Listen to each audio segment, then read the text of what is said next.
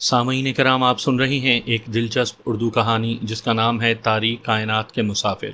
یہ اس سلسلے کی قسط نمبر 18 ہے۔ مجھے امید ہے آپ کو میری یہ کاوش پسند آ رہی ہوگی۔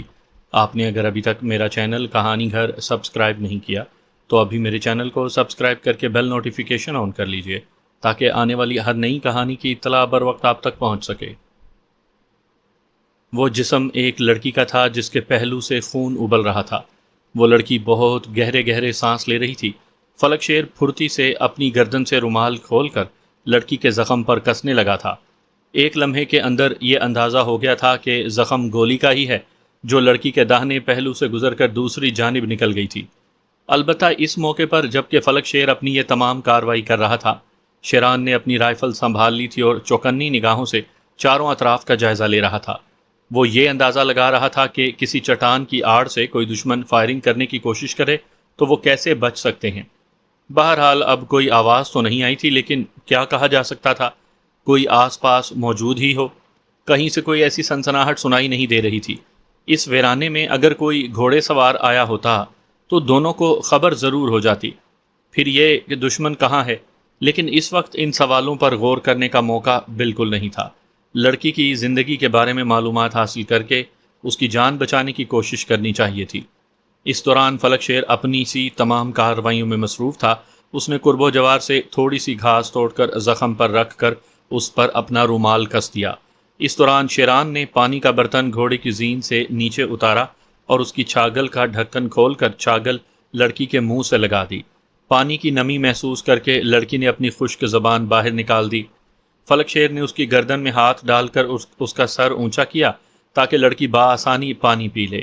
لڑکی کے منہ سے ٹوٹے پھوٹے انداز میں کچھ بڑبڑاہٹ سی نکلی اور فلک شیر نے جھک کر اپنا کان اس کے ہونٹوں کے قریب کر دیا۔ وہ اس کی بڑبڑاہٹ سننے کی کوشش کر رہا تھا، لیکن کوئی بات اس کی سمجھ میں نہیں آ سکی تھی۔ لڑکی کے الفاظ بے ترتیب تھے کہ ان سے کوئی نتیجہ نہیں نکالا جا سکتا تھا۔ شیران کو اب یہ اندازہ ہو گیا تھا کہ آس پاس کوئی بھی موجود نہیں، چنانچہ اس کی پوری توجہ بھی ابھی لڑکی کی جانب ہو گئی تھی۔ دونوں خاموشی سے اسے دیکھ رہے تھے۔ لڑکی کے جسم پر لباس کئی جگہ سے پھٹا ہوا تھا اور اس کے بدن پر پڑی ہوئی خراشوں سے بھی خون رس رہا تھا۔ نوجوان لڑکی تھی، اس کی کیفیت کو دیکھ کر اس کے ساتھ پیش آنے والے حالات کا بخوبی اندازہ ہو جاتا تھا۔ انسانی وحشت یہاں زمین کے اس دوسرے طبق میں بھی اسی انداز کی تھی جس طرح اوپر، گویا وحشتوں کے رسیا ہر جگہ موجود تھے۔ لڑکی کے ساتھ درندگی کا سلوک کیا گیا تھا اور پھر اسے گولی مار دی گئی تھی، غالباً اس لیے کہ ان کے جرم کی داستان منظر عام پر نہ آ سکے۔ پتہ نہیں لڑکی کون ہے اور وہ کون تھے جو اس کے ساتھ یہ سلوک کر کے گئے۔ فلک شیر نے لڑکی کو آخرکار نیچے لٹایا اور اس کے سر کے نیچے ایک پتھر رکھ کر اس پر رومال ڈال دیا تاکہ تھوڑی سی نرمی پیدا ہو جائے۔ پھر اس نے شیران کی جانب دیکھ کر کہا، اندازہ تو یہ ہوتا ہے کہ لڑکی زندہ نہیں بچ سکے گی۔ بدن کا سارا خون بہہ چکا ہے۔ ہاں، اس کا رنگ بھی سفید پڑتا جا رہا ہے۔ شیران نے بے ہوش لڑکی کو دیکھتے ہوئے آہستہ سے کہا، کیا کریں؟ آخر ہمیں کیا کرنا چاہیے؟ کیا اسے اس کے حال پر چھوڑ دیا جائے؟ چھوڑ سکتے ہیں؟ شیران نے فلک شیر کو گھورتے ہوئے سوال کیا۔ نہیں، چھوڑ تو نہیں سکتے، لیکن کچھ کر بھی تو نہیں سکتے ہم اس کے لیے۔ ہاں، ان صحراؤں، جنگلوں اور ویرانوں میں بھٹکتے ہوئے ہم نے اپنی خوراک کی ضرورتوں کا تو خیال رکھا، لیکن یہ نہیں سوچا کہ راستے میں ہمیں کوئی ایسی ضرورت بھی پیش آ سکتی ہے جہاں دوائیں وغیرہ کام آ سکیں۔ یہ ایک تجربہ ہے زندگی کا۔ مقدس فرلاگ نے سنشایا کی سرزمین پر جو ذمہ داری ہمیں سونپی ہے، اس کے لیے ہمیں دواؤں وغیرہ کا انتظام بھی ضرور کرنا ہوگا، اور میں نے اس وقت اپنی اس غلطی کو محسوس کر لیا ہے۔ چنانچہ اب جب بھی جو بھی بستی سب سے پہلے آئے گی تو ہم وہاں سے ایسی دواؤں کا انتظام ضرور کریں گے جو اس قسم کے واقعات میں کام کر سکیں۔ اس وقت مجھے بے حد افسوس ہے اور میں یہ سوچ رہا ہوں کہ اس مجبور سسکتی زندگی کو ہم کوئی سہارا نہیں دے سکتے، جس کا مجھے شدید افسوس ہے۔ میں یہ کہنا چاہتا تھا کہ اگر اس میں زندگی کی ذرا سی بھی رمق باقی ہے تو ہم اسے بچانے کی کوشش ضرور کرنی چاہیے۔ کیوں نہ ہم اسے گھوڑے پر لاد کر بستی کی طرف لے چلیں؟ فلک شیر نے کہا۔ نہیں، یہ قطعی اس قابل نہیں کہ گھوڑے پر سفر کر سکے۔ اس وقت یہ اندازہ ہوتا ہے کہ اگر اسے موت آئی ہے تو اسے یہیں مرنے دیا جائے، گھوڑے کی پشت سے لے کر ایک نامعلوم منزل کی جانب جس کا ہمیں کوئی اندازہ بھی نہیں۔ سفر کرنا اسے اذیتیں دینے کے مترادف ہے۔ مگر یہاں پڑے رہنے سے فائدہ؟ یہ جگہ تو ویسے بھی پتھریلی اور ناہموار ہے، فلک شیر نے کہا۔ ہاں، یہ تو تم ٹھیک کہتے ہو، کہ ہم اسے یہاں سے اٹھا کر کسی چٹان کے سائے میں لے چلیں؟ شیران جھکا ہی تھا کہ فلک شیر نے اس کے ہاتھ پکڑ لیے۔ نہ نہ نہ نہ، تم اپنے توانا بازوؤں کو یہ تکلیف نہ دو، اور خاص طور سے اسے ایک لڑکی کے سلسلے میں۔ فضول بکواس مت کرو، میں اس کے لیے غمزدہ ہوں اور تمہیں مذاق سوج رہا ہے۔ بہرحال فلک شیر نے نیم مردہ لڑکی کو اٹھا لیا تھا اور پھر اسے ایک بہتر جگہ پر لٹا دیا گیا۔ لڑکی میں ابھی تک زندگی موجود تھی۔ وہ دونوں اس کے پاس بیٹھ گئے۔ اس وقت اس کے سوا کچھ نہیں کیا جا سکتا تھا۔ البتہ فلک شیر نے جو عمل کیا تھا، اس نے لڑکی کے بدن سے خون کی روانی روک دی تھی۔ کافی دیر وہ دونوں بیٹھے اسے دیکھتے رہے، پھر نہ جانے فلک شیر کو کیا سوجی کہ اپنی رائفل اٹھا کر وہاں سے آگے بڑھ گیا۔ شیران نے اسے روکا نہیں، یہاں تک کہ فلک شیر گھوڑے کی پشت پر سوار ہوا، اس نے تیزی سے گھوڑے کی پیٹھ پر ہاتھ مار دیا۔ گھوڑا تیز رفتاری سے دوڑتا گیا۔ فلک شیر کے جانے کے بعد شیران لڑکی کے سر پر پہنچ گیا۔ وہ لڑکی کے سر کے بالوں کو سہلانے لگا۔ معصوم شکل و صورت کی اس کمزور سی لڑکی کو نہ جانے کس وحشی کتے نے پامال کیا تھا۔ شیران کافی دیر تک سوچتا رہا اور اس کے ذہن میں انگارے سلگتے رہے۔ وہ نہ جانے اس کی محبت کا اعجاز تھا یا پھر قدرت کا کوئی عمل۔ اچانک ہی لڑکی کے بدن میں لرزش پیدا ہوئی، اور اس کے بدن کی لرزش نے شیران کو اس سوچوں سے چونکا دیا۔ اس نے لڑکی کے چہرے پر نگاہیں جمائیں۔ اس کے چہرے پر جنبش ہو رہی تھی اور اعصابی کیفیت نظر آ رہی تھی۔ تھوڑی دیر کے بعد لڑکی نے اچانک آنکھیں کھول دیں۔ اس کے منہ سے ہلکی ہلکی کراہیں آزاد ہونے لگیں۔ اس کے ہونٹوں کی بڑبڑاہٹ اب الفاظ کی شکل اختیار کرتی جا رہی تھی، اور وہ کہہ رہی تھی، بابا، بابا کہاں چلے گئے؟ روشنی جلا دو، اندھیرا ہو رہا ہے۔ کہاں چلے گئے؟ یہاں اتنا اندھیرا کیوں ہے بابا؟ روشنی جلاؤ۔ سنو، ہوش میں آؤ، ہوش میں آؤ۔ تمہارے بابا کہاں ہیں؟ مجھے بتاؤ کہاں ہیں تمہارے بابا؟ کیا تم میری آواز سنتی ہو؟ شیران کا لہجہ انتہائی نرم تھا۔ لڑکی ایک دم چونک پڑی۔ اس کے ہاتھوں نے جنبش کی اور اس کا ہاتھ شیران کے ہاتھ پر پڑا۔ اس نے بھرائی ہوئی آواز میں کہا، یہ تم نہیں ہو، یہ تم نہیں ہو، تو پھر کون ہو؟ اس نے شیران کی کلائی پر ہاتھ پھیرتے ہوئے کہا، اور پھر اچانک ہی اس نے شیران کی کلائی چھوڑ دی اور سہمی ہوئی آواز میں بولی، کون؟ تم درندے! اب کیا ہے میرے پاس تمہیں دینے کے لیے؟ دیوتاؤں کے لیے روشنی کر دو، روشنی کر دو۔ میں ایک دم سے شیران کے رگو پے میں بجلی سی دوڑ گئی۔ اس نے مدھم لہجے میں کہا، نہیں لڑکی، میں وہ نہیں ہوں جو تم سمجھ رہی ہو۔ خود کو سنبھالو، روشنی موجود ہے، تم زخمی ہو۔ شاید زخموں کی وجہ سے یا خون کی کمی کی وجہ سے تمہاری بینائی تمہارا ساتھ نہیں دے رہی۔ تم اپنے آپ کو سنبھالو، روشنی خود بخود ہو جائے گی، روشنی ہو جائے گی، تم بے فکر رہو۔ کون ہو تم ابھی تک کون ہو تم؟ لڑکی کے چہرے پر خوف کے آثار نظر آنے لگے تھے۔ میں تمہارا دشمن نہیں ہوں، بلکہ تمہاری مدد کرنا چاہتا ہوں۔ ہم دونوں، یعنی میں اور میرا دوست، ادھر سے گزر رہے تھے، تمہیں زخمی حالت میں دیکھ کر تمہیں اس جگہ اٹھا لائے۔ اب تم ہماری حفاظت میں ہو، بالکل ڈرنے کی کوئی ضرورت نہیں، تم محفوظ ہاتھوں میں ہو۔ ہم تمہارے لیے خون کی ندیاں بہا دیں گے، تمہارا کوئی بھی دشمن تمہارے نزدیک نہیں پہنچنے پائے گا۔ بے فکر رہو، بے فکر رہو اور اپنے آپ کو سنبھالو۔ شیران کے الفاظ پر اور اس کے لہجے پر لڑکی کے چہرے پر حیرت کے نقوش نمودار ہوئے۔ شیران کو ایک مسرت کا سا احساس ہوا، گویا لڑکی کا ذہن کام کر رہا تھا۔ شیران کے الفاظ نے اسے سوچنے پر مجبور کر دیا ہے۔ وہ جلدی سے بولا، کیا تم میری بات سمجھ رہی ہو؟ ہاں، لیکن اب مجھے حفاظت کی ضرورت نہیں ہے۔ مردہ جسم حفاظت کا محتاج نہیں ہوتا۔ پتہ نہیں کتنی سانسیں باقی رہ گئی ہیں، بس کچھ ہی دیر کی تو بات ہے۔ لڑکی، تم بتاؤ، تمہیں کس نے زخمی کیا ہے؟ مجھے ان لوگوں کے بارے میں بتاؤ تاکہ میں کچھ تو سمجھ سکوں۔ ہاں، میں بتانا چاہتی ہوں۔ تم سن لو میری بات، تم جو کوئی بھی ہو، تم اگر ایک سچے اور اچھے انسان ہو تو میرا ایک کام کر دینا۔ یہ صرف میری التجا ہے، زبردستی نہیں ہے۔ جلدی جواب دو، موت مجھ تک پہنچ چکی ہے۔ مجھے یہ دنیا تاریک لگ رہی ہے، لیکن میرا ذہن روشن ہے۔ میں اپنی تاریک آنکھوں سے موت کو دیکھ سکتی ہوں۔ تم میرا ایک کام کر دو، وقت ختم ہو رہا ہے۔ جلدی جواب دو، میرا تم ایک کام کر دو گے نا؟ ہاں ہاں بولو، میں وعدہ کرتا ہوں کہ تمہارا کام سر انجام دوں گا۔ شیران نے کہا، میرے مرنے کے بعد میرا لباس، میرے مرنے کے بعد بدن سے اتار لینا، اور اسے میری بستی جس کا نام سناریا ہے، سناریا، میری بستی سناریا، میری بستی سناریا کا داخلی دروازہ، بڑا دروازہ، یہ لباس اس دروازے پر لٹکا دینا۔ لکڑی کا بڑا دروازہ ہے، تم نے وعدہ کیا ہے، اسے پورا کرنا، اسے پورا کرنا، یہ میری وصیت ہے۔ بابا، میرے بابا، میرے بابا۔ لڑکی کی آواز حلق میں اٹکنے لگی اور پھر یہ آواز خرخراہٹ میں تبدیل ہوتی چلی گئی۔ کچھ لمحوں کے بعد اس کی گردن ڈھلک گئی۔ آخری جملہ ادا کرنے کے بعد موت نے اسے مہلت نہیں دی تھی۔ شیران نے دکھ بھری نگاہوں سے اسے دیکھا اور آنکھیں بند کر کے اس کا چہرہ ڈھک دیا۔ پھر وہ اپنی جگہ سے اٹھ کر چاروں طرف نگاہیں دوڑانے لگا۔ یہ فلک شیر بے وقوف نہ جانے کس طرف نکل گیا ہے، پتہ نہیں کیا چاہتا ہے وہ۔ بہرحال اب لڑکی کے جسم کو واقعی حفاظت کی ضرورت نہیں تھی، سوائے ان مردہ خور جانوروں کے جو جسم کو پامال کر دیتے ہیں، لیکن ان جانوروں کا بھی دور دور تک پتہ نہیں تھا۔ وہ اپنی جگہ سے اٹھ کر ایک بلند چٹان پر پہنچا اور وہاں بیٹھ کر چاروں اطراف کا جائزہ لینے لگا۔ طبیعت پر شدید اداسی طاری ہو گئی تھی۔ لڑکی کی موت بڑی اذیت ناک تھی۔ نہ جانے یہ نوجوان اور خوبصورت جسم کتنی آرزوؤں کا مسکن ہوگا، لیکن یہ آرزوئیں اب اس کی موت میں ڈھل چکی تھیں اور اس سے رخصت ہو گئی تھیں۔ پتہ نہیں کون تھی، کیا تھی۔ اچانک ہی اسے فلک شیر کا خیال آیا اور اس پر جھنجھلاہٹ سوار ہو گئی۔ وہ پریشانی سے ادھر ادھر دیکھنے لگا۔ لعنت ہے اس پر، نہ جانے کمبخت کہاں مر گیا۔ اس نے رائفل سیدھی کی اور فضا میں 2 فائر کیے تاکہ فلک شیر اگر سنے تو اس طرف آ جائے۔ فائر کرنے کے بعد وہ چاروں اطراف نگاہیں دوڑانے لگا اور پھر چٹان کے عقب سے اسے فلک شیر کا گھوڑا نکلتا ہوا نظر آیا۔ وہ تیزی سے اپنے گھوڑے کو ادھر دوڑانے لگا تھا۔ تب شیران نے ایک ٹھنڈی سانس لی اور پھر اس چٹان سے نیچے اتر آیا۔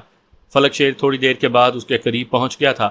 اس کی گرد آلود حالت اور گھوڑے کے ہانپنے سے اندازہ ہو رہا تھا کہ اس دوران اس نے کافی سفر طے کر لیا ہے۔ اب کیا کیفیت ہے اس لڑکی کی؟ فلک شیر نے سوال کیا۔ بالکل ٹھیک ہے، شیران کی غراہٹ ابھری۔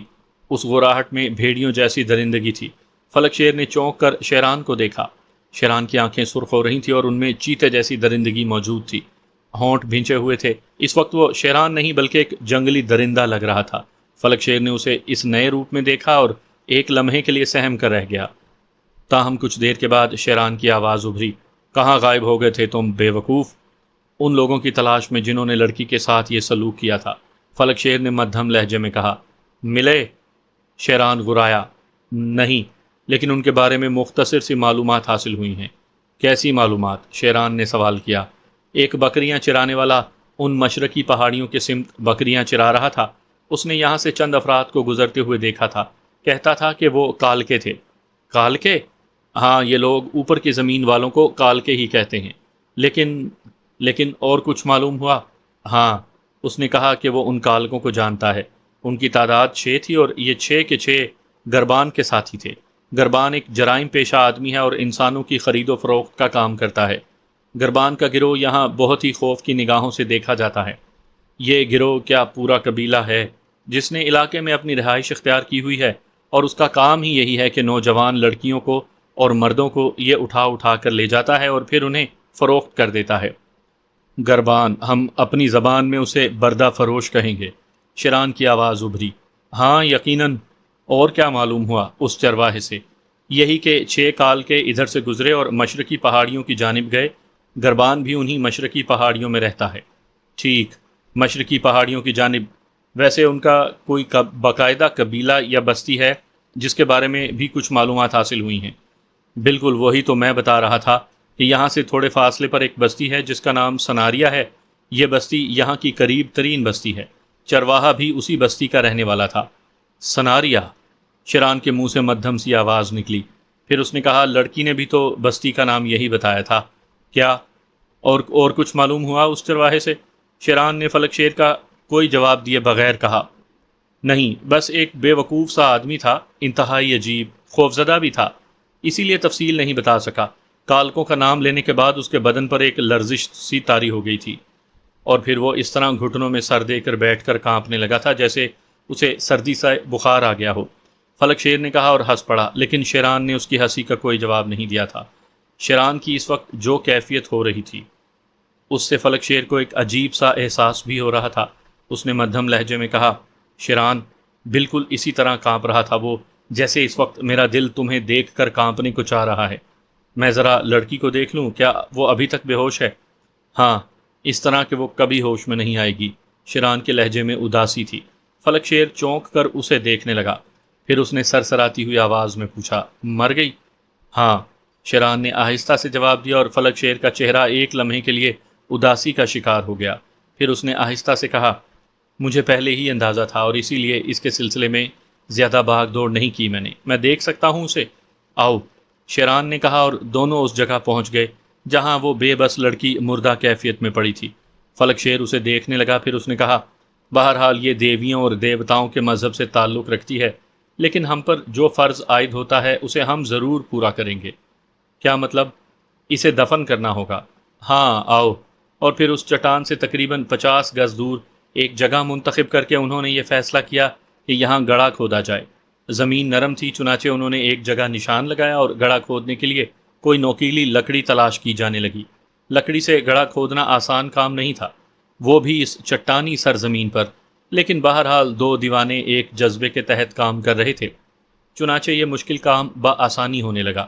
پھر جب یہ گڑھا تیار ہو گیا تو شیران نے لڑکی کی لاش بازوؤں پر اٹھا کر قبر کے نزدیک پہنچائی، اور پھر اس نے فلک شیر سے کہا، تم یہاں سے ہٹ جاؤ۔ میں سمجھا نہیں، فلک شیر تعجب سے بولا۔ جاؤ اور سوالات نہ کرو، جو کچھ میں کہہ رہا ہوں وہی کرو۔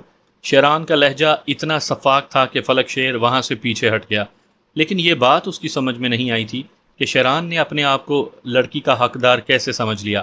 بہرحال اسے وہاں سے ہٹنا تو پڑا ہی تھا۔ کافی فاصلے پر پہنچ کر وہ چٹان کے پیچھے چلا گیا۔ تب شیران نے لڑکی کا لباس اس کے مردہ بدن سے جدا کیا اور پھر اپنی پوستین کو لڑکی کے جسم کے گرد لپیٹ کر اسے گڑھے میں اتار دیا، اور اس کے بعد اس نے گڑھے کو مٹی سے پاٹ کر زمین کی سطح برابر کی اور نوکیلی لکڑی نشان کے طور پر قبر کے سرہانے گاڑ دی۔ قبر تیار ہو گئی تو فلک شیر اس کے پاس آ گیا، لیکن اس وقت وہ حیرت سے ہونٹ سکوڑ کر رہ گیا جب اس نے لڑکی کا لباس زمین پر پڑا ہوا دیکھا۔ وہ کبھی اس لباس کو اور کبھی شیران کو دیکھنے لگتا۔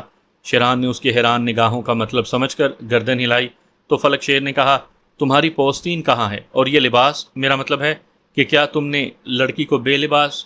اس نے اپنا جملہ پورا نہیں کیا۔ ہاں، اس کا لباس تو میں نے اتارا ہے، شیران نے چاروں طرف نگاہیں دوڑاتے ہوئے کہا۔ اور تمہاری پوستین؟ اسے اس کے لیے کفن بنا دیا ہے۔ مگر یہ عجیب بات، کیا یہ واقعی عجیب بات نہیں ہے؟ تمہاری پوستین اس پھٹے ہوئے لباس سے کہیں زیادہ قیمتی تھی، مجھے معلوم ہے۔ تو پھر ایسا کیوں کیا تم نے؟ بکواس بند کرو، بہت سی باتیں ایسی ہوتی ہیں جو کر لی جاتی ہیں لیکن انہیں کہانی نہیں بنایا جاتا۔ ٹھیک ہے، تم زیادہ ذہین ہو یا اپنے آپ کو زیادہ ذہین سمجھتے ہو، میں اس سلسلے میں بحث نہیں کرتا، لیکن اب یہاں سے آگے بڑھنا چاہتا ہوں۔ آؤ، شیران نے کہا اور اپنی گھوڑے کی جانب بڑھ گیا۔ گھوڑے کے قریب پہنچنے سے پہلے اس نے کہا، بستی سناریا مشرقی سمت پر ہے نا؟ ہاں، کیوں؟ چلو اس طرف چلتے ہیں۔ شیران نے لباس اٹھایا تو فلک شیر طنزیہ لہجے میں بولا، غلط فہمی ہے تمہاری، اس پھٹے پرانے لباس کو یہیں چھوڑ جاؤ، 2 کوڑی کا بھی فروخت نہیں ہوگا۔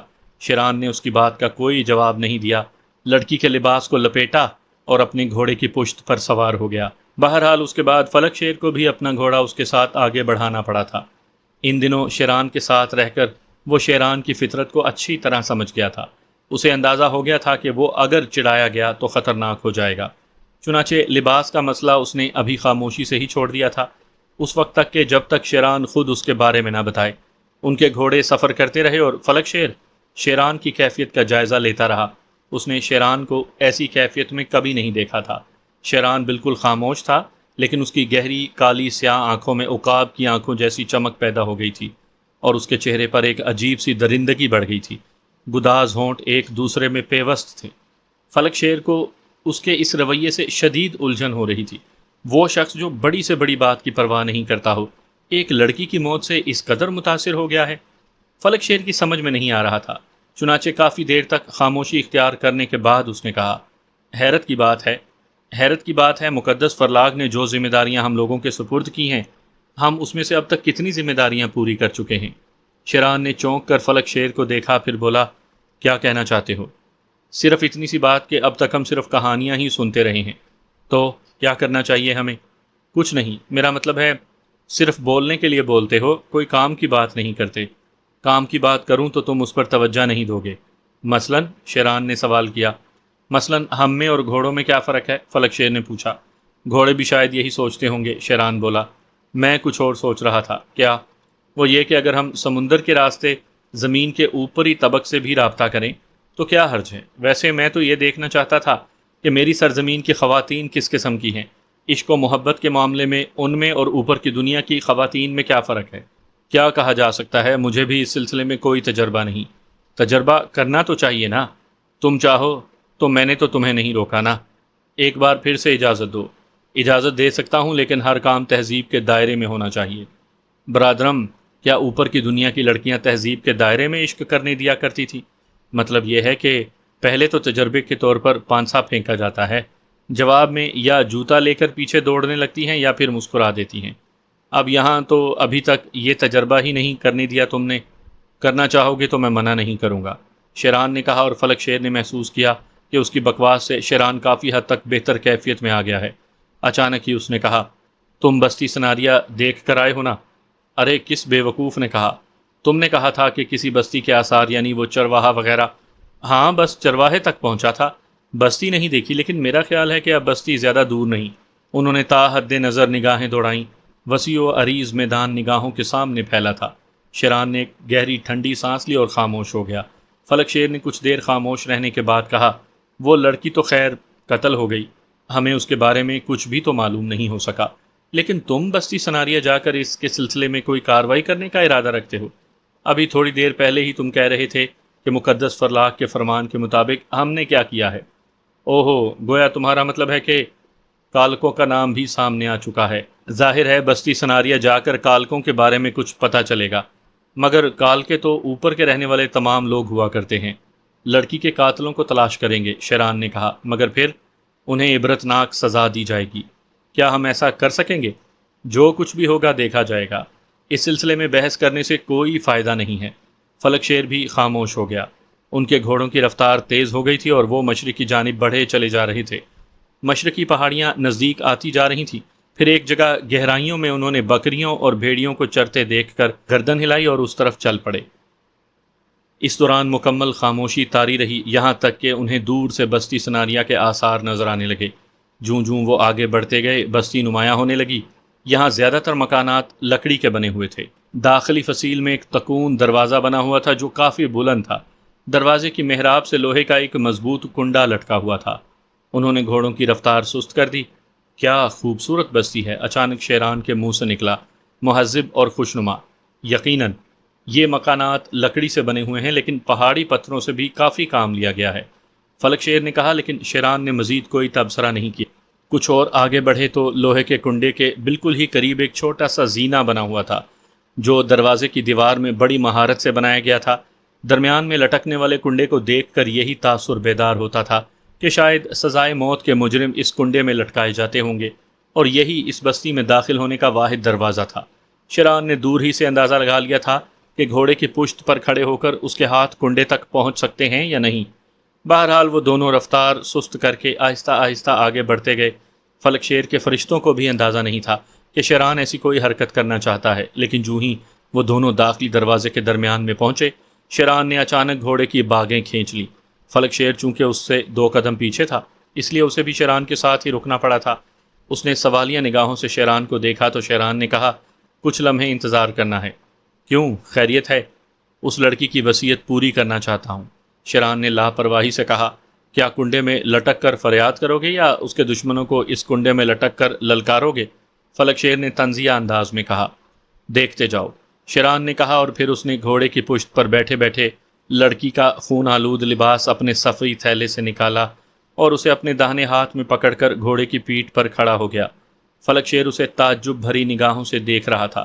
شیران نے وہ لباس کنڈے میں لٹکایا اور اس کے بعد دوبارہ اپنے گھوڑے کی پیٹھ پر بیٹھ گیا اور پھر وہاں سے آگے بڑھ کر بستی کے اندر داخل ہو گیا۔ یہ ایک دلچسپ بات تھی کہ ابھی تک ایک بھی انسان دکھائی نہیں دیا تھا، اور شاید اسی وجہ سے لباس کو اس طرح لٹکانے کا عمل کوئی نہیں دیکھ سکا تھا، ورنہ شیران کو جواب دہی ضرور کرنی پڑتی۔ بستی میں آسانی سے داخل ہو جانے کا مطلب یہ تھا کہ یہاں باہر کے لوگوں پر آنے جانے کی کوئی پابندی نہیں، باہر کا کوئی بھی شخص کسی بھی وقت آسانی سے اندر داخل ہو سکتا ہے۔ اچانک ہی فلک شیر نے کہا، عظیم الشان شیران اعظم، میں محسوس کر رہا ہوں کہ تم ان دنوں انتہائی پر اسرار ہوتے جا رہے ہو۔ کیا یہ سرزمین سنشایا کی جادو بھری ہوائیں ہیں جنہوں نے تمہاری کھوپڑی الٹ دی ہے، یا پھر کوئی اور چکر؟ آخر وہ وصیت کیا تھی جو لڑکی نے تمہیں کی تھی؟ بس یہی کہ اس کے لباس کو اس کنڈے میں لٹکا دو؟ شیران نے غصیلی نگاہوں سے فلک شیر کو دیکھا اور بولا، کیا میں تمہیں دیوانہ نظر آتا ہوں؟ وہ تو خیر تمہارا ذاتی معاملہ ہے، لیکن اس لڑکی کی وصیت کیا تھی؟ یہی جو میں نے پوری کی، لیکن مقصد جو کچھ بھی ہوگا سامنے آ جائے گا۔ فلک شیر نے گردن ہلائی۔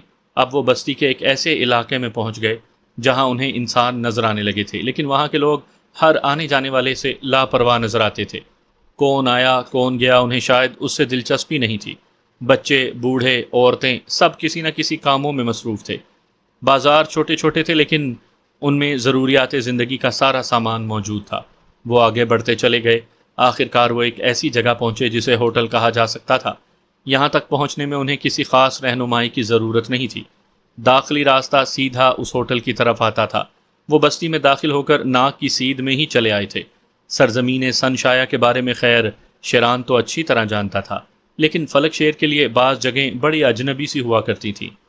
انہوں نے اپنے گھوڑوں کو ہوٹل کے باہر باندھا اور ہوٹل میں داخل ہو گئے۔ ہوٹل میں بیٹھے ہوئے لوگوں نے ان پر ایک اچٹتی ہوئی سی نظر ڈالی اور پھر اپنے اپنے مشاغل میں مصروف ہو گئے۔ فلک شیر نے مدھم لہجے میں کہا، کبھی کبھی مجھے یہ دیکھ کر بڑی خوشی ہوتی ہے کہ یہاں کے لوگ ہمیں اجنبی نہیں سمجھتے، بلکہ وہ ہمیں اپنوں ہی میں شامل کرتے ہیں۔ شیران نے اس بات کا کوئی جواب نہیں دیا۔ وہ دونوں لوگوں کے درمیان میں سے گزرتے ہوئے بڑے سے ہال نما کمرے میں پہنچ گئے۔ یہ بڑی سی جگہ لکڑی کی بھدی میزوں اور کرسیوں سے بھری ہوئی تھی، اور ایک کونے میں ایک اونچی کرسی پر ایک چوڑی جسامت کا آدمی بیٹھا تھا جس کا بدن کافی مضبوط معلوم ہوتا تھا۔ یہ شاید کاؤنٹر کلرک تھا اور اس ہوٹل کا مالک بھی، کیونکہ گاہکوں تک ان کی طلب کی ہوئی اشیاء پہنچانے والے اسی کے حکم سے ادھر ادھر گردش کر رہے تھے۔ اس نے ایک نگاہ ان دونوں کو دیکھا اور فلک شیر نے یہ بات خاص طور سے محسوس کی تھی کہ کچھ لمحے کے لیے اس کی نگاہیں شیران کے چہرے پر جم کر رہ گئی تھیں۔ ان نگاہوں میں کسی قدر حیرت اور کسی قدر تعریف کا عنصر موجود تھا۔ اس نے شاید شیران کی فطرت اور اس کی شخصیت کے بارے میں کچھ اندازے لگا لیے تھے۔ شیران نے ایک لمحے کے لیے سوچا اور پھر فلک شیر کے ساتھ آگے بڑھ کر بوڑھے کے قریب پہنچ گیا۔ کیا ہمیں یہاں قیام کے لیے جگہ مل سکتی ہے؟ شیران کی آواز ابھری۔ ہاں ہاں ہاں، کیوں نہیں؟ تمہارے لیے آرام کا بندوبست کیا جا سکتا ہے، لیکن تم سناریہ کے باشندے تو معلوم نہیں ہوتے، کہاں سے آئے ہو؟ مسافر صرف مسافر ہوتا ہے، کہیں سے بھی آئے اس سے کیا فرق پڑتا ہے؟ شیران کے بجائے فلک شیر نے جواب دیا، اور وہ معمر شخص فلک شیر کو دیکھنے لگا۔ پھر اس کے ہونٹوں پر ایک مدھم سی مسکراہٹ پھیل گئی۔ اس نے کہا، تمہارے لہجے کی تلخی بتاتی ہے کہ کہیں دور سے آئے ہو اور تھکے ہوئے ہو۔ تمہارا خیال بالکل ٹھیک ہے، ہم بہت دور سے یہاں پہنچے ہیں، لیکن تم ایک فضول باتیں کرنے والے شخص معلوم ہوتے ہو۔ اصل کام یہ ہے کہ یہاں آرام کرنے کے لیے ہمیں جگہ درکار ہے۔ تمہیں تمہارا طلب کردہ معاوضہ مل جائے گا۔ ہاں ہاں بالکل، کیوں نہیں؟ تم کتنا عرصہ قیام کرو گے اس کا فیصلہ بھی ابھی نہیں کیا جا سکتا، لیکن معاوضے کے طور پر تمہیں تمہاری طلب کردہ رقم دی جا سکتی ہے۔ بالکل بے فکر رہو، یہاں رہ کر تمہیں خوشی ہوگی۔ اور ہماری خوراک کا کیا بندوبست ہوگا؟ تمہاری پسند کے مطابق صبح کا ناشتہ، دوپہر کا کھانا اور رات کو جو کچھ بھی تم پسند کرو۔ اس کے علاوہ بھی تمہیں کچھ کام کرنا ہوں گے۔ شیران نے اپنا ہاتھ آگے بڑھایا اور اس شخص کی کلائی اپنی مضبوط گرفت میں لے لی۔ اس کے ہاتھ کی گرفت نے شاید اس شخص کو یہ اندازہ کروا دیا کہ آنے والا کس پائے کا آدمی ہے۔ فلک شیر اس کے چہرے کے تاثرات کا جائزہ لے رہا تھا۔ اس نے محسوس کیا کہ ہوٹل کے مالک کی آنکھوں میں خوف کی لہر دوڑ گئی ہے، البتہ وہ اپنے اس خوف کو چھپانا چاہتا تھا۔ کام بتاؤ، اس نے کہا۔ مشکل کام نہیں، ہمیں یہاں کے لوگوں کے بارے میں معلومات درکار ہوں گی۔ اطمینان رکھو، میں جو کچھ تمہارے لیے کر سکتا ہوں اسے کرنے سے گریز نہیں کروں گا، لیکن معقول معاوضے پر یہ کام خفیہ طریقے سے ہوگا۔ تمہارا نام کیا ہے؟ مونگا۔ تم مجھے مونگا کہہ سکتے ہو۔ ویسے میرا نام کرکل مونگاس ہے، لیکن تمام ہی لوگ مجھے مونگا کہتے ہیں۔ تم معاملہ فہم ہو اور سلجھے ہوئے آدمی لگتے ہو۔ تم اطمینان رکھو، میں تمہارے لیے ایک اچھا معاون ثابت ہوں گا۔ حالانکہ اصولی طور پر مجھے یہ پوچھنا چاہیے کہ کن لوگوں کے سلسلے میں تمہیں معلومات درکار ہیں اور کیوں، لیکن اگر تم مناسب معاوضہ ادا کر رہے ہو تو پھر کچھ ذمہ داریاں مجھ پر بھی عائد ہوتی ہیں۔ آؤ یہاں سے آؤ، میں تمہارے رہائشی کمرے تک تمہیں پہنچا دوں۔ یہ کہہ کر وہ شخص اپنی جگہ سے اٹھا اور ان لوگوں کو دیوار کے پیچھے لے آیا۔ یہاں ایک بھدا اور پرانی طرز کا زینہ اوپر جاتا تھا۔ وہ زینے کی جانب بڑھ گیا۔ زینے سے گزرنے کے بعد وہ ایک راہداری میں پہنچے جو لکڑی کی ہی بنی ہوئی تھی، اور پھر اس نے ایک کمرے کا دروازہ کھولا۔ کمرہ کافی کشادہ تھا۔ بوڑھے نے انہیں یہ کمرہ دکھایا اور اس کے بعد بولا، مجھے یقین ہے کہ یہ کمرہ تمہاری پسند کے مطابق ہوگا۔ اس کمرے کے بارے میں اطمینان کر لو کہ تمہاری رہائش گاہ کے لیے مناسب ہے یا نہیں۔ میں ابھی تھوڑی دیر کے بعد واپس آتا ہوں۔ یہ کہہ کر وہ باہر نکل گیا۔ شیران نے کمرے کا اچھی طرح جائزہ لیا، پھر آگے بڑھ کر وہ کھڑکی کھول دی۔ کھڑکی کے باہر نگاہ ڈال کر اچانک ہی شیران کے چہرے پر عجیب سے تاثرات نظر آئے، جبکہ فلک شیر کمرے کی دوسری چیزوں کا جائزہ لے رہا تھا۔ کیا ہو رہا ہے؟ یوں لگتا ہے کہ کھڑکی کے باہر تمہیں کوئی پسندیدہ منظر نظر آ گیا ہو۔ یہ کہہ کر فلک شیر کھڑکی کے پاس پہنچا۔ پہلے تو ایک لمحے تک وہ کچھ بھی نہیں سمجھا، لیکن دوسرے لمحے اسے بھی چونکنا پڑا۔ کھڑکی سے دور تک کا منظر صاف نظر آتا تھا، اور جو کچھ شیران دیکھ رہا تھا اسے دیکھ کر فلک شیر بھی اس میں دلچسپی لینے سے باز نہ رہ سکا۔ اس نے ایک نگاہ اس طرف ڈالی اور ایک دم چونک پڑا۔ اس نے دیکھا کہ بہت سے لوگ اس بڑے دروازے پر متوجہ ہیں جس کے کنڈے میں لڑکی کا لباس لٹکا ہوا تھا۔ وہ اس کے بارے میں چہ میں گوئیاں کر رہے تھے۔ تھوڑی دیر کے بعد ایک شخص گھوڑے پر سوار ہو کر کسی جانب چل پڑا، اور غالباً وہ کسی کو اطلاع دینے کے لیے گیا تھا۔ یہ دونوں کھڑے ہوئے ادھر دیکھنے لگے۔ مجمع آہستہ آہستہ پھٹتا جا رہا تھا، اور یوں محسوس ہو رہا تھا جیسے لوگ اب اس لباس سے خوفزدہ ہو گئے ہوں۔ کوئی بات سمجھ میں نہیں آ رہی تھی۔ ان کا رویہ بڑا عجیب سا تھا۔ پہلے تو اتنے سارے لوگ ایک جگہ جمع ہو گئے تھے، لیکن جب وہ گھوڑا سوار وہاں سے اس طرح آگے بڑھا تو لوگوں نے وہاں سے کھسکنا شروع کر دیا، اور دیکھتے ہی دیکھتے سارا مجمع غائب ہو گیا۔ لوگ ادھر سے گزر رہے تھے، تب بھی لباس کی جانب نگاہیں اٹھا کر نہیں دیکھتے تھے، بلکہ خوفزدہ انداز میں گردن جھکا کر گزر رہے تھے۔ شیران نے کہا، کچھ محسوس کیا تم نے فلک شیر؟ ہاں، پورا تماشا دیکھا ہے دوست۔ اس لڑکی کی یہ وصیت بے مقصد نہیں تھی۔ میں نے اس وقت بھی اس سے سوچا تھا کہ یقیناً اس کا کوئی خاص ہی پس منظر ہے، اور اب یہ اندازہ ہو رہا ہے۔ تم دیکھو، لوگوں کا پراسرار انداز آنے والے کسی خاص واقعے کی نشاندہی کرتا ہے۔ ایک بات تو میں بھی جانتا ہوں۔ کیا؟ ہم لوگ ابھی ابھی یہاں داخل ہوئے ہیں، اور ممکن ہے کہ جس طرح ہم اس کھڑکی سے وہاں کا منظر دیکھ رہے ہیں، اسی طرح کسی نے ہمیں اس دروازے کی کنڈی میں یہ لباس لٹکاتے ہوئے دیکھ لیا ہو۔ چنانچہ اس سلسلے میں اگر کوئی پراسرار واقعہ بھی ہوتا ہے تو اس کے اہم کردار ہم ہی دونوں ہوں گے۔ یہ بات ہمیں پہلے طے کر لینی چاہیے کہ اگر کسی بھی لمحے کوئی مشکل درپیش ہوئی تو ہمیں اس وقت کیا کرنا ہوگا۔ تم نے بہت اچھی بات سوچی ہے فلک شیر۔ بات بالکل صحیح ہے، ہمیں یہ فیصلہ کرنا ہوگا۔ ابھی شیران نے اتنے ہی الفاظ کہے تھے کہ دفعتاً کسی نے دروازے پر زور زور سے دستک دی، اور آگے بڑھ کر دروازہ کھولتے ہوئے جب شیران نے آنے والے کی صورت دیکھی تو اس کے منہ سے ایک حیرت کی آواز نکلی۔ شیران بھی اس طرف متوجہ تھا۔ آنے والی دبلے پتلے جسم کی ایک نوجوان لڑکی تھی۔ اس نے گردن خم کرتے ہوئے کہا، میرا نام سمارا ہے، اور مجھے آپ کی خدمت کے لیے مخصوص کیا گیا ہے۔ کسی شے کی ضرورت ہو تو مجھے بتا دیجیے، میں پیش کر دوں گی۔ قہوہ مل سکتا ہے؟ فلک شیر نے اپنے آپ کو سنبھال کر کہا۔ جی کیوں نہیں، آپ حکم دیجیے، ابھی پیش کر دوں گی۔ لڑکی نے واپسی کے لیے قدم اٹھائے تو شیران کی آواز ابھری، ذرا ٹھہرو۔ لڑکی اپنی جگہ ساکت ہو کر اسے سوالیہ نگاہوں سے دیکھنے لگی، اور پھر اسی طرح کھو سی گئی جیسے اب اس نے شیران کو بغور دیکھا ہو۔ اس کی آنکھوں میں ایک پسندیدگی کی کیفیت بھی نظر آنے لگی تھی۔ شیران نے کہا، یہاں سے وہ جگہ نظر آتی ہے جہاں سے بستی سناریہ میں داخل ہوا جاتا ہے۔ ابھی وہاں پر ایک بڑا مجمع لگا ہوا تھا، کیا وہاں کوئی تماشا ہو رہا ہے؟ مجھے نہیں معلوم جناب، وہ جگہ بے شک نظر آتی ہے مگر بلندی سے نہیں، اور میں اندر تھی، مجھے اس بارے میں کچھ معلوم نہیں۔ ادھر آؤ میرے پاس۔ شیران نے اشارہ کیا، اور لڑکی بھٹکے بھٹکے قدموں سے آگے بڑھنے لگی۔ شیران اسے کھڑکی کے پاس لے گیا اور اس نے کہا، دیکھو ادھر دیکھو، اس جانب۔ لڑکی نے ایک نگاہ باہر کی جانب دیکھا۔ شیران ہی کو نہیں بلکہ فلک شیر کو بھی یہ احساس ہوا تھا کہ لڑکی کے چہرے پر ایک پیلاہٹ سی دوڑ گئی۔ اس نے فوراً ہی رخ تبدیل کیا اور بولی، معافی چاہتی ہوں جناب، مجھے صرف اپنے کام سے کام رکھنے کی ہدایت کی گئی ہے، ادھر ادھر کی باتوں کے لیے مجھے قطعی طور پر منع کر دیا گیا ہے۔ یہ کہہ کر وہ تیزی سے واپس مڑی اور کمرے سے باہر نکل گئی۔ فلک شیر اور شیران دلچسپی سے دروازے کی طرف دیکھ رہے تھے۔ اچانک ہی فلک شیر نے کہا، میرے خیال میں ہمارے لیے قیام کی یہ جگہ نہایت مناسب ہے۔ شیران نے سوالیہ نگاہوں سے فلک شیر کو دیکھا، پھر بولا، کیوں؟ یہاں سے بہت سے تماشے نظر آتے ہیں۔ ویسے تمہارا کیا خیال ہے، کیا اس لڑکی کو اس واقعے سے کوئی واقفیت نہیں؟ تم کیا کہتے ہو اس بارے میں؟ شیران نے پوچھا۔ وہ 100% ہی تمام باتیں جانتی ہے۔ ایک مشورہ دوں؟ فلک شیر بولا۔ ہاں بولو۔ اگر ہم ان سارے معاملوں سے الگ ہٹ جائیں تو کیا یہ مناسب نہیں ہوگا؟ کمال کر رہے ہو، یعنی یہ کوئی عقل کی بات ہے؟ اب تو یہ بات تمہارے علم میں آ چکی ہے کہ مرنے والی اس لڑکی نے مجھے یہ وصیت کی تھی کہ اس کی موت کے بعد اس کا خون آلود لباس اتار کر اس کی بستی کے داخلی دروازے میں لٹکا دیا جائے۔ اگر میں چاہتا اور یہ بات مجھے دلچسپ نہ معلوم ہوتی، یعنی ایسی کہ میں اس پر توجہ دوں، تو میں اس کی اس ہدایت پر عمل ہی کیوں کرتا؟ کیا سمجھتے ہو؟ مگر میں یہ سمجھتا ہوں کہ اس الجھے ہوئے مسئلے سے چھٹکارا حاصل کرنا ہی زیادہ مناسب ہے۔ لیکن آخر کیوں؟ بس میں کہہ رہا تھا کہ کافی دن سے خشک زندگی گزار رہے ہیں۔ کیوں نہ تھوڑی سی دلچسپی کا سامان پیدا کیا جائے؟ تم بہت چالاک آدمی ہو، یہاں قیام کرو اور جو لڑکی تمہیں نظر آتی ہے اگر تمہیں اچھی لگتی ہے تو اسے راہ و رسم بڑھاؤ۔ ارے ارے ارے، کیسی بات کر رہے ہو میرے بھائی؟ یعنی تم مجھے اس کی اجازت دو گے؟ خیر تمہارے ذاتی معاملات میں تو میں نے بھی کبھی ٹانگ اڑائی ہی نہیں۔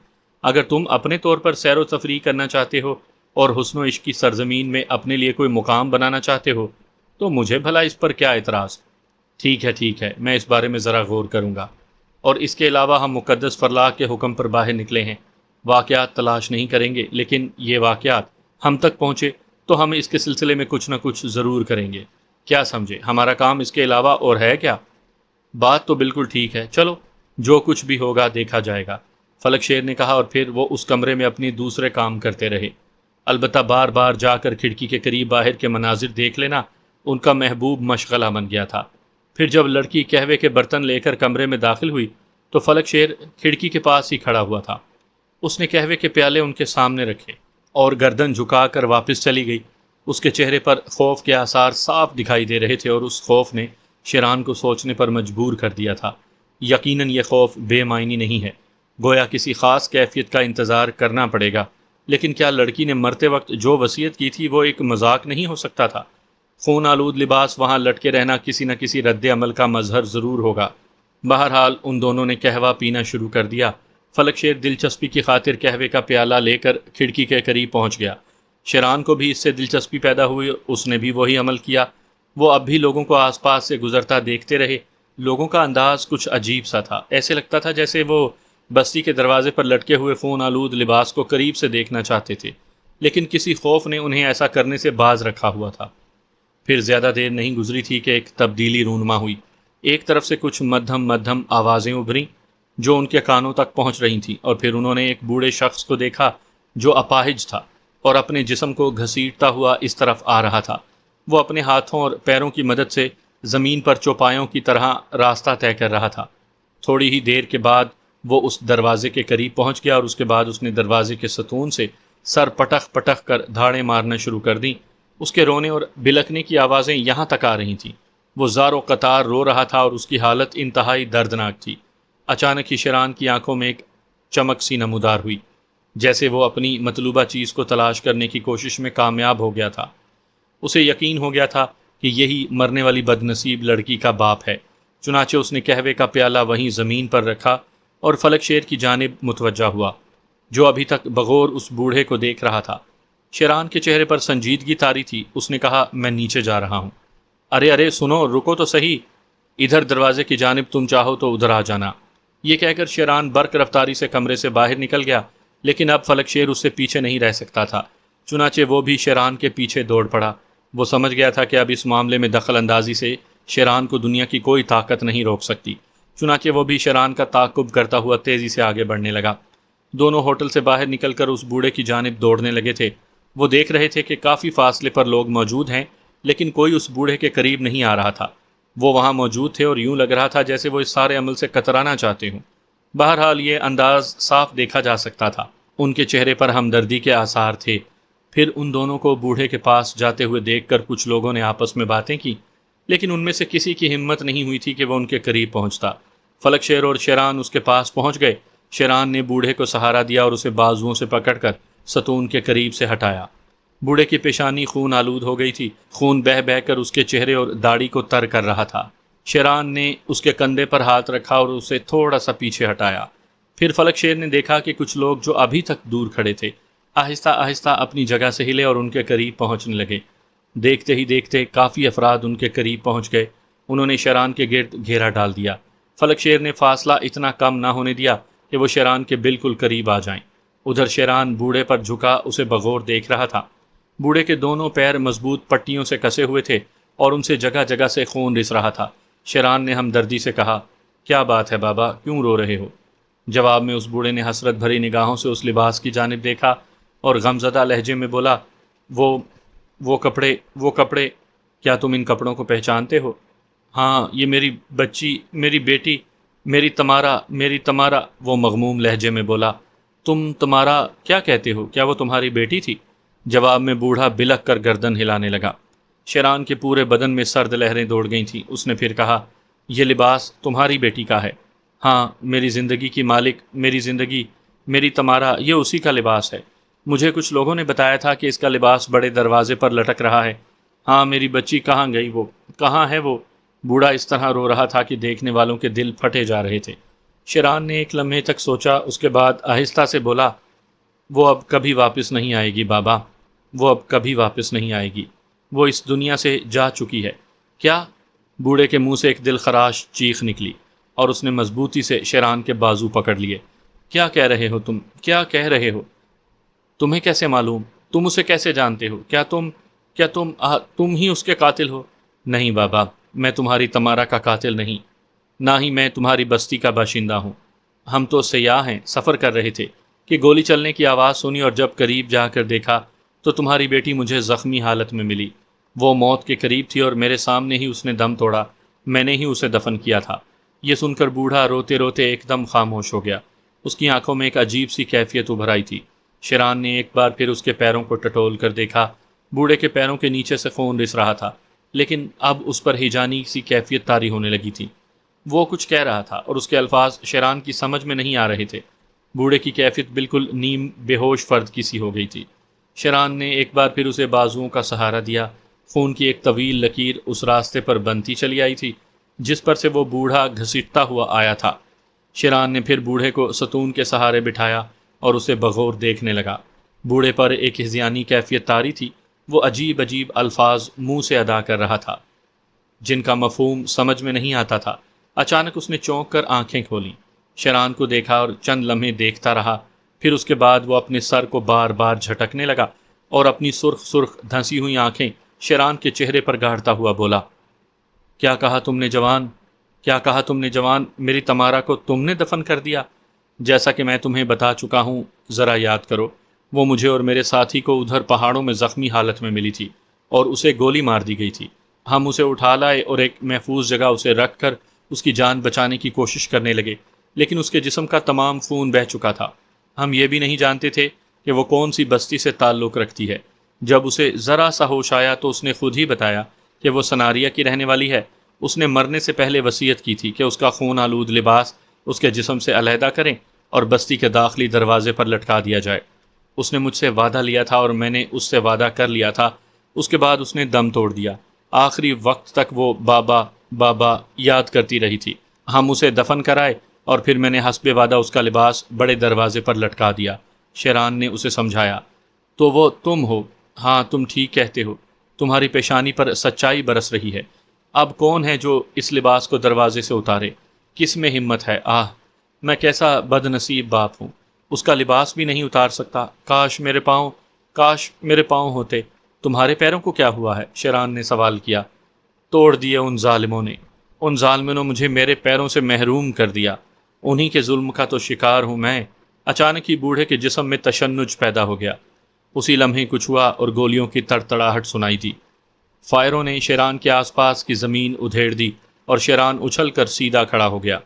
اس نے جوشیلے انداز میں چاروں طرف دیکھا اور ایک بار پھر گولیوں کی باڑ ماری گئی اور زمین سے اٹھنے والی گرد نے ان کے گرد ایک حصار سا بنایا۔ صاف ظاہر ہوتا تھا کہ گولی چلانے والوں نے شیران کو قتل کرنے کی کوشش نہیں کی، بلکہ اس کے گرد حصار بنا کر اسے دھمکی دی ہے کہ وہ گولیوں کے سائبان میں ہے اور ایک لمحے کے اندر اندر اگر وہ لوگ چاہیں تو اس کے پورے وجود کو فنا کر دیں۔